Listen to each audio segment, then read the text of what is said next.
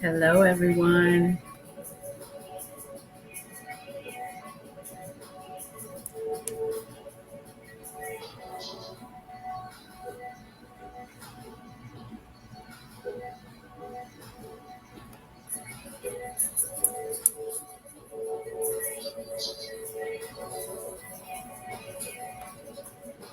Okay. Hi, all. Thank you for joining. Who do we have? Oh, no. Hey, buddy. Someone's live from Miami. Oh, I can't see who you are. So, on StreamYard, unfortunately, can you give me your name? Hi. Thanks for joining all the way from Miami. Hey, Simone. Just a quick reminder, when you guys, StreamYard doesn't allow us, for Facebook is kind of particular about everyone's privacy. So whenever you join, there should be instructions on giving StreamYard permission to let me see your picture and your name so I can address you all properly. I'm sorry, it's just showing me Facebook user, but thank you so much for tuning in. I'm so excited to have you guys. While we allow a few more folks to hop on, I am going to just jump into a couple of housekeeping nuggets. So if this is your first time joining in, definitely if you didn't, well, one extra one, just like I mentioned before with StreamYard, if you could go back to the invite, there should be instructions. If not, don't worry about it. But there are generally instructions that say to please give StreamYard permission so that I'm able to see your name, and because I like to call individuals as appropriate by their name when possible. So, also, if this is your first time joining, please be sure to like and follow, subscribe, so that you guys can be the first to see the updates and upcoming topics and more content, things of that nature, and participate in the conversation. For those of you who are tuning in, hopefully you should be able to see something that says share with friends or something like that, a little button somewhere on your screen. If you click that button, that will allow this live feed to go out into the world of Facebook to your friends and family whom you may want to invite to join in on the conversation or just to hang out and listen to what's being discussed. You know, they are more than welcome. So I invite you all to invite your people and share the feed. Now, I'm going to just do a quick recap. This is part 2 of a 3-part series on genuine apologies. And so the first part was how to recognize genuine apologies. Yes, how to recognize genuine apologies. And a couple of points that we talked about were the definition, which is an apology, according to Merriam-Webster. An apology is the admission of error or discourtesy, part one part. And part 2 of that definition is an expression followed by an expression of regret. So saying the words and then making sure that there is that connective piece that allows you to actually show that you mean it, right? Okay, all right. The next one is it's a step towards fairness. You know, the importance of an apology gives it a step towards fairness. It's only fair that if I have to sit here and be hurt, that you show a little humility, take some accountability, and you express your regret so that all hearts and minds are clear. I want to know that I'm valuable to you, right? Apologies do in that give relief to the person that you hurt by validating their feelings, which is very important. And finally, this is like the bottom line takeaway for all parts. I'll always say this: apologies serve as a catalyst to facilitate a person's healing process. That is the number one goal. That is the mission. That is the one job that the person who is apologizing needs to do. Give them the opportunity to feel heard and seen and to start that healing process so that you all may possibly work toward healing, right? Now, I'm going to give just a little, I'd like you all, this is kind of like a rhetorical activity. I'd like for you all, anyone who may be able to relate, think of a time where either you apologized and you didn't mean it, or you may know that in your hoard of quartz, you owed someone an apology and you just simply refused to give it for one reason or another. I'd like for you all to kind of sit in that headspace as we go through some of this discussion this evening, because it's really easy to kind of revert into being on the receiving end. We've all been somewhere where we feel we're due an apology, and we kind of know what that feels like, right? But for the purpose of today's discussion, we're talking about what it's like to deliver an apology. And so I want you guys to sort of stay in that frame of reference, okay? Now then, what does it look like to actually give a genuine apology? We already talked about the definition, that you say the words and then you give the expression of regret, right? Well, there is kind of like there are three main elements to an actual genuine apology. The first is acknowledgement, which begins with the word I. I did it. I said it. My bad. I apologize. And right, my bad is a little bit of it's more formal to say the words I apologize. My bad, if you can imagine, it can still be an apology of some respect, but it's kind of a lesser, more casual way to say it. But if someone's feelings are really hurt, they may need to feel that you meant it. So you may want to go the formal route and actually say the words I apologize. Anywho, so yeah, that begins with the I. Part two, remorse and empathy. We talked about saying the words, and we now are talking about that connective piece that allows them to feel that you meant it. Remorse and empathy. Remorse being, truly feeling bad for what you did. And empathy is a deep understanding of the person's feelings or frame of reference, as much as you can. Sometimes you may not understand, and we'll talk about how to navigate that something like that in a moment. But making sure that you do your very best to understand and that you truly feel bad for what you did. And then finally, that three-part, the third of the three elements is restitution, atonement. How many of you have ever been, hi, hey, Kendra, hey. How many of you have ever been in a situation where someone said they apologized and we thought all hearts and minds were good, everybody's on the same page, and then all of a sudden they do it again, or they say it again, or they make you feel something happens where it's a reviolation.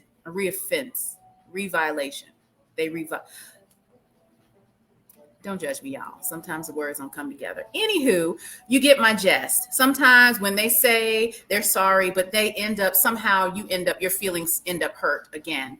Oftentimes by that same action that they took, that they allegedly said that they wouldn't do anymore. Well, the restitution is the actual part of the person who is delivering a genuine apology. One of their goals is to rebuild that trust by trying to be a better person and not doing that again. Rebuilding that trust by, making sure that you are deliberate and more conscious, good grief, and just making sure that you're considerate so that when they come across a similar situation, they are more thoughtful in not doing that again, because at the end of the day, you don't get to dictate when a person is going to forgive you, right? We're understanding that part. And we will talk about that a little later in the do's and don'ts. I want to go ahead and also mention that when it comes to an apology, a genuine apology, this is going to sting for some folks.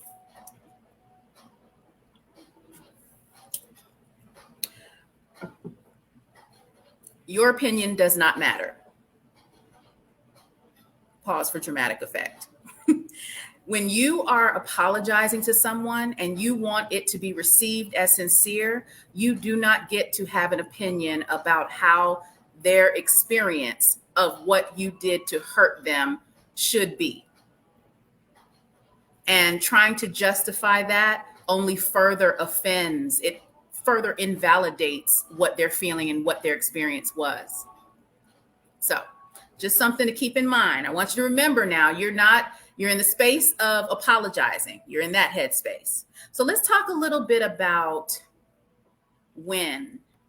When is the best time to apologize? You should see a little question up there for you. Why don't you guys tell me A or B? When do you all feel is the ideal time to apologize? Is that immediately,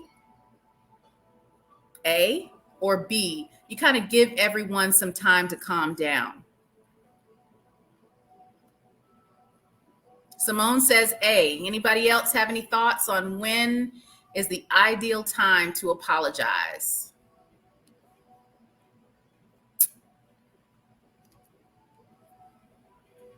I am inclined to agree with you, Simone. Let's see. We have a couple more responses here. Kendra says B. Okay. And I'm so sorry, the person right before Kendra, I don't have your name, but they say B. So we have two B's and an A. And so here's the thing. Both are true. One is a little bit more true, and I'll tell you why.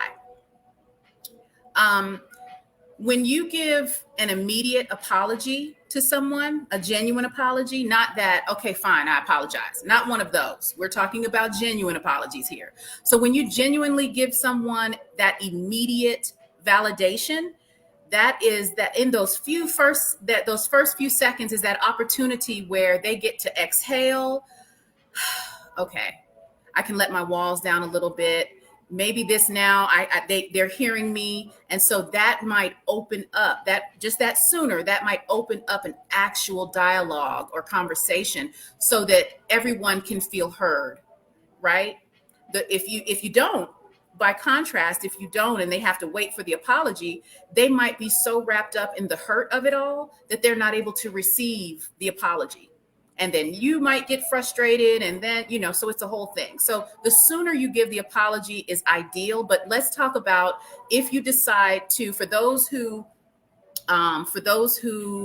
said that, maybe they would lean toward giving everyone some time to calm down. That's not a bad thing. And it's actually a pretty healthy way to make sure that everybody's in a good headspace. So if you decide to step away and everybody go to their corners and we'll revisit this situation, how do you ensure, this is just something to think about, how do you ensure when and if the issue is actually resolved? Because if you think about it, sometimes what happens is people are they're having that conversation and it's getting kind of intense, and then everybody's like, okay, it's getting late. Let's go ahead and just get some rest. I just need some time to process this, right? And let's talk about it another time.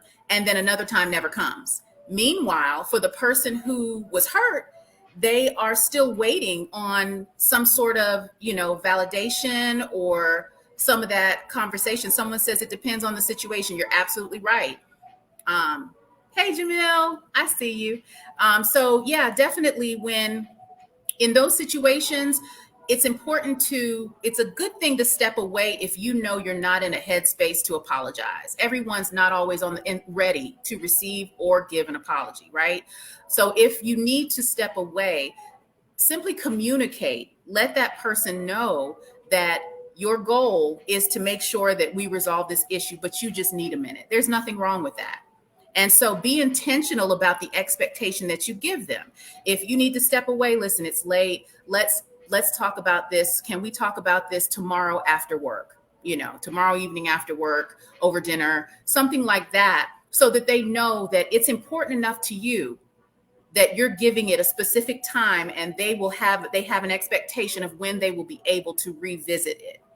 That also gives them that begins reestablishing the trust that maybe you're really open to resolving the issue. Okay. So great conversation, guys. Nice. So let me ask this. How about the do's and don'ts? Can anyone tell me your thoughts on what would you say is probably the number one reason why someone would simply be unable or unwilling to apologize? Type in the chat what you think that might be.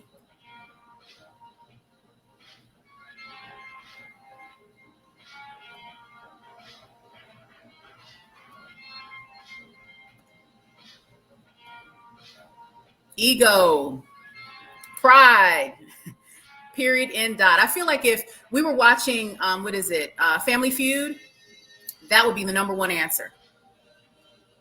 If they surveyed so many people, that would be the number one answer. It's hard. It's easier said than done to apologize, right? It's sometimes especially when you feel you haven't done anything wrong and you don't even understand. And why is it even that serious? It's not really even a big deal. But see, again, I'm going to take you back to what I said in the beginning. Your opinion of what is their reason or their experience or how they came to feel the way they feel has nothing to do with you. You haven't an opinion on it. You can have one, but it's not valid for the purpose of a genuine apology. So just remember, that's something to think about. So that brings us to a few of the do's and don'ts. Let's talk about a few of the do's and don'ts. When someone confronts you with an expression of hurt, accept it. That's what you do want to do. We just talked about how you really don't get an opinion otherwise. Your goal is to accept it and acknowledge it, right? A sincere apology has nothing to do with, their experience. We talked about that. When things have been said, you also want to give that person time to process their hurt. You don't get to dictate what their timeline is for getting over it. You want to begin your apology with I. We talked about that a little earlier, right? In those 3 elements. Do not begin your apology with if. Have you ever heard when someone says something like, I'm sorry if you feel that way. I'm sorry that you took it that way. These not even probably, they do not lend to a genuine apology. There's no sincerity in that because those statements invalidate their feelings. Thank you. Someone agrees. Absolutely. Right? You don't want to take this opportunity when you're apologizing and they've said to you what they feel hurts. You don't, what they feel you did hurt them. You don't want to minimize with past mistakes. You don't want to justify. This is not an opportunity for you to one up them or tit for tat. Well, if you hadn't done this, and I wouldn't have said that. That is not what this is about. Let me be very clear.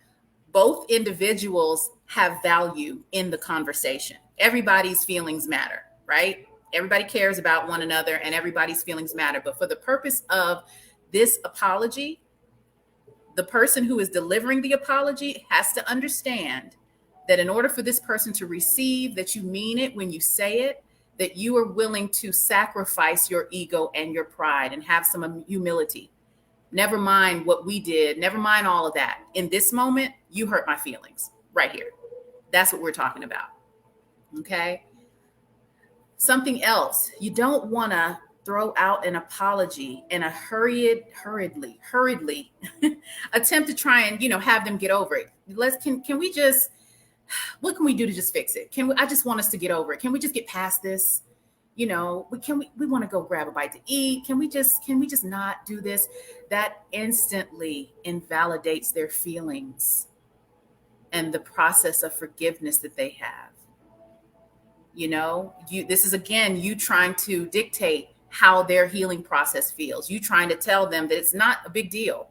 I don't feel it's a big deal. So why should you feel it's a big deal? Let's just go grab something to eat. That's a no-no. Be prepared to accept that just because you did all of the right things to apologize sincerely, they may not be ready to forgive you on the spot. I'm going to go back to the bottom line. I'm going to say this again at the end. The bottom line takeaway is apologies serve as a catalyst to facilitate someone's healing and forgiveness process. It's about them. It's just the beginning. It allows them to begin the process of healing. And that may not involve something that's a quick fix. Understanding that it's their right to ultimately not forgive you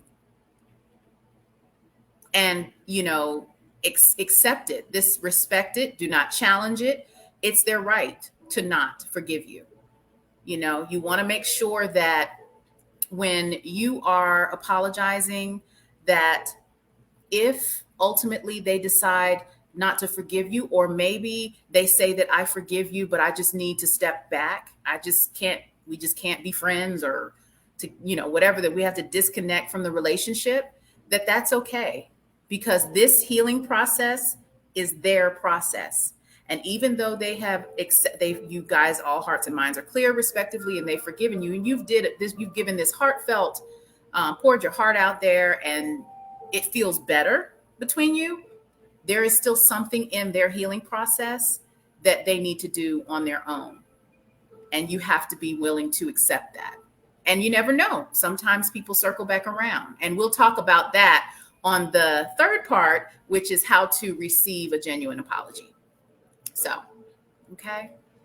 And last but not least, of the do's and don'ts, there are several, but I just picked out a few. The general apologizing. Have you ever known someone to I apologize for everything that I've ever done ever? That's not a genuine apology. It's a form of apologizing, sure, but it's not genuine. You want to be specific in stating that you specifically apologize for what you did or said that caused them pain. Generalizing the apology, one, doesn't validate it, doesn't even acknowledge that they have feelings to be felt. And two, it kind of absolves you from really the specific issue. It removes you from that specific issue. People want to know that you are not going to do this specific thing to me again moving forward. We're not going to have this conversation. And so you got to be specific, right? So we talked about a lot of stuff this evening, and I'm going to just jump into, let's talk about a few of the takeaways that we're going to have this evening from this conversation. Apologies are not about the apologizer. They're about the apologizee. I totally made that word up. It's not about you, period. It's about the person that you are apologizing to, making sure that they get a bit of relief and they are able to heal from whatever you had done to hurt them, right? Genuine apologies begin with the letter I. I did it. I was wrong. I'm sorry. Short and sweet. Apologies should be and are perceived more sincere when they're given immediately. But if you ever feel that you need to take a minute and process what was discussed or what what was shared, then you can do that. But just make sure that you would communicate to them effectively. I hear you. I want to address your concerns. If you can just give me a little time, let's touch bases. Let's talk about this. Let's finish this tomorrow, maybe tomorrow evening after work. Be specific in what the expectation you're giving. Communicate that it's important enough to put a commitment in place to resolve the issue, right? And lastly, apologies serve as a catalyst to facilitate a person's healing process.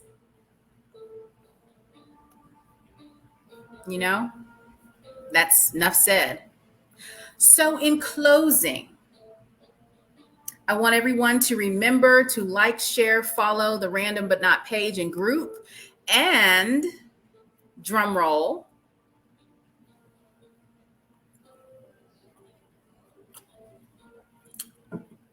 congratulations to all of the following members who are winners of the free hotel accommodations. Rochella Vincent Lee, Brandy Jackson, Queen Ty, Taquel Barnes, Scott Emerson, Brian Shaw Creel, and Fakita McCullough. I want to congratulate all of those members on winning a free hotel stay accommodations. Excuse me. So definitely, if you all are not on tonight, this evening, definitely check back in the group. I will be posting everyone, and it'll have instructions there in the post to contact me so that you can receive your gift. You can get your prize. So congratulations. Don't listen for everyone else. Be on the lookout for the second drawing, which happens this month and we'll also be announcing the winners during the third part 3 of the apology series. Okay. All right. So that said, thank you so much for tuning in. I appreciate the conversation, everyone. It's always a pleasure. Stay tuned. We have more coming down, more in the works. This is random but not conversations with friends, and I'm your host, Courtney. You guys have an amazing week upcoming and a great rest of the night. Chat soon.